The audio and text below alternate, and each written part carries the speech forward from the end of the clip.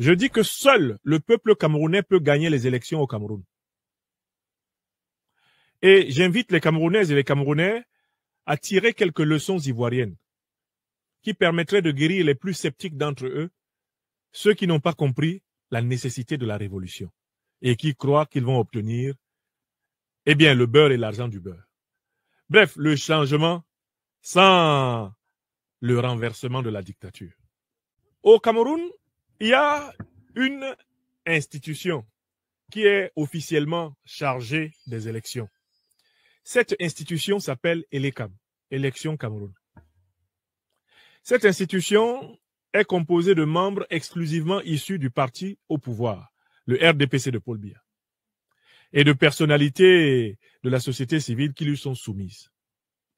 Cette institution nous a déjà montré, tout comme son ancêtre qui s'appelait l'ONEL, tout comme l'ancêtre de l'ONEL qui s'appelait l'administration territoriale, cette institution nous a déjà montré sa capacité exponentielle à tricher.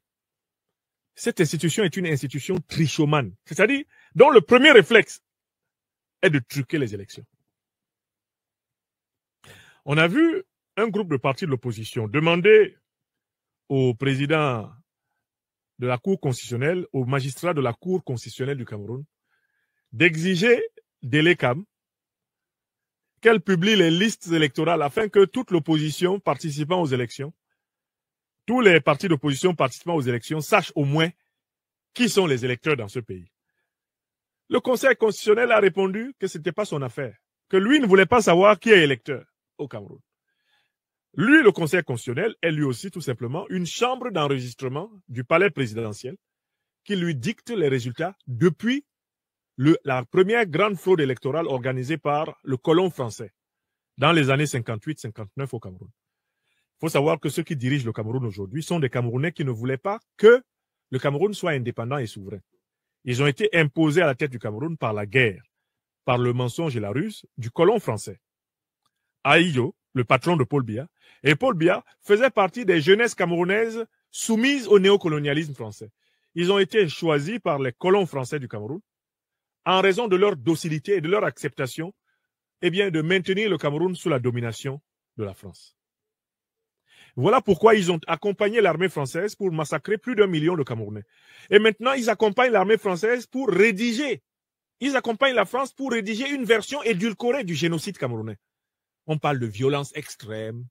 C'était une guerre de décolonisation. Non, il y a eu génocide au Cameroun. Et l'opération qu'ils ont menée dans leur commission mixte, elle a pour but d'édulcorer les faits, de réviser et de nier la gravité des actes qui ont été commis au Cameroun. Les crimes de guerre, les crimes contre l'humanité et le crime de génocide.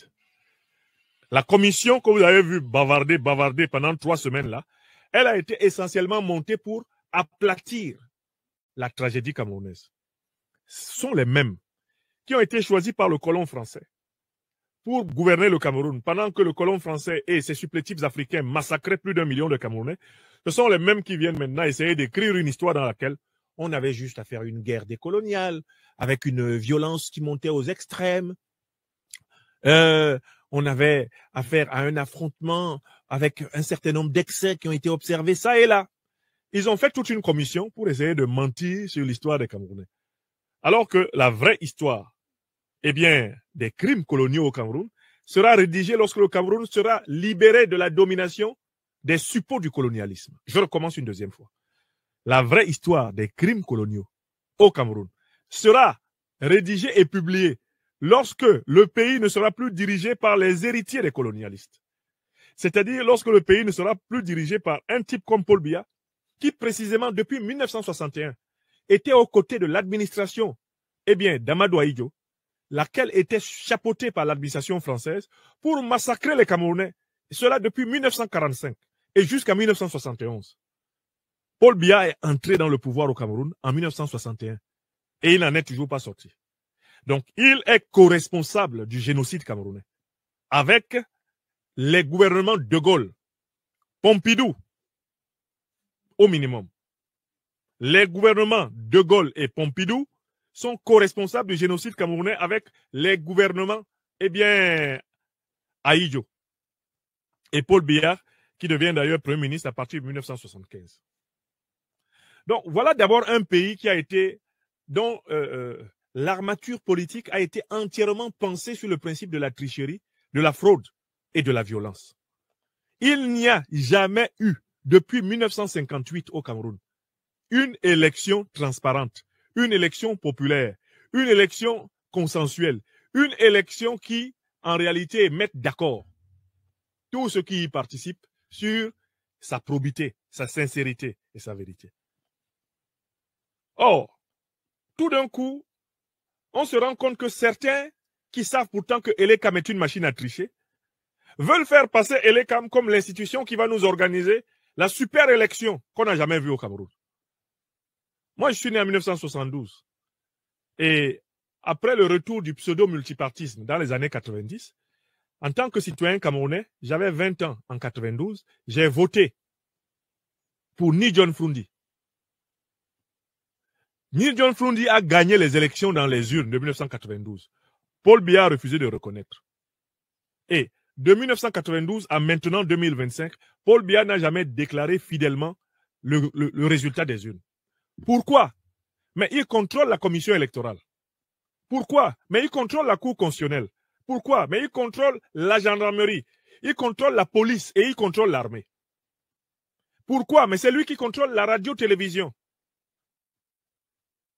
Pourquoi? Mais c'est lui qui a encore le soutien des grandes puissances néocolonialistes qui l'ont imposé à la tête du Cameroun après Ahidjo. C'est la raison pour laquelle les résultats des élections au Cameroun ne seront jamais les résultats des urnes. Parce que maintenant, il y a une nouvelle terreur d'opposition. Quand tu leur dis, aller à Elekam, c'est aller entériner une tricherie, vous savez qu'il va tricher. Biya a triché sous les yeux de tout le monde en 92. Il a triché, il a toujours triché. Il va tricher en 2024. Commençons la lutte maintenant pour qu'il y ait de vraies conditions pour des élections. N'attendons pas. Octobre 2024, c'est pas pour nous. 2025, pardon, c'est pas pour nous. Ce qui est pour nous, c'est de commencer à nous rassembler maintenant pour reprendre le pays et le reprendre en tant que peuple. C'est ça qui est important. Je dis qu'en cette année 2025, il va se passer au Cameroun ce qui s'est passé en 2018. Si Paul Biya est toujours vivant, il va truquer les élections. Il va attendre les Camerounais victimes de son trucage dans la rue pour les tuer. Il va arrêter les autres pour les amener en prison. Il va chasser les autres pour les renvoyer en exil. Et il va corrompre ceux qui acceptent l'argent volé au Cameroun qu'il leur donne. C'est ce qu'il va faire. Il n'y a que les Camerounais hypocrites qui font semblant de ne pas savoir que c'est ce que Paul Biya va faire. Alors, si on pense que c'est en octobre qu'on va se rassembler comme un seul homme pour dégager Paul Biya, mais pourquoi on ne peut pas se rassembler dès maintenant? Pourquoi on ne peut pas considérer que le mot d'ordre dès maintenant, c'est que, en fait, il n'y a pas d'élection en octobre. Ce qui se prépare en octobre, là, ce n'est pas des élections. C'est un vol de plus. Si on arrive là-bas sans avoir changé les conditions d'organisation des élections, on connaît le résultat. Paul Biya va se déclarer vainqueur. Et les gens vont venir nous expliquer ici que c'est parce que le peuple ne s'est pas mobilisé pour défendre leur victoire. Non. D'abord, il faut rassembler le peuple camerounais sur des bases larges. Et c'est parce qu'on va réussir à le rassembler sur des bases larges qu'on va se débarrasser du régime qui, par définition, vole, truc, pille, tue, emprisonne, exile, ment. Le régime qui vole, truc, exile, pille, emprisonne, ment. Le régime qui vole, tue, exile, emprisonne, ment, truc. C'est à ce régime-là que nous avons affaire. Donc au Cameroun, là, Paul Biya n'a jamais gagné les élections parce que c'est un truqueur. Paul Biya ne va jamais laisser l'opposition gagner les élections parce que c'est un truqueur et parce que l'opposition n'est pas suffisamment rassemblée. D'accord? Le seul qui peut gagner les élections au Cameroun, c'est le peuple camerounais. Parce qu'il faut d'abord que le peuple camerounais se débarrasse de ceux qui l'empêchent de choisir ses dirigeants. Le seul qui peut gagner les élections au Cameroun, c'est le peuple camerounais. Et il doit se débarrasser de tous ceux qui l'empêchent de choisir ses dirigeants. Qui empêche les Camerounais de choisir ses dirigeants? Le régime de Paul Biya. de telle façon que même si ça doit nous prendre 2 ans ou 3 ans, il faut lutter pour se débarrasser du régime de Paul Biya. Comme ça, après, on pourra choisir nos dirigeants librement. Parce que si c'est ce régime-là qui nous impose encore en octobre sa fraude, son mensonge habituel, eh bien, en fait, nous serons démobilisés. Pourquoi? Parce que nous n'aurons pas tous eu la même cause dès le départ.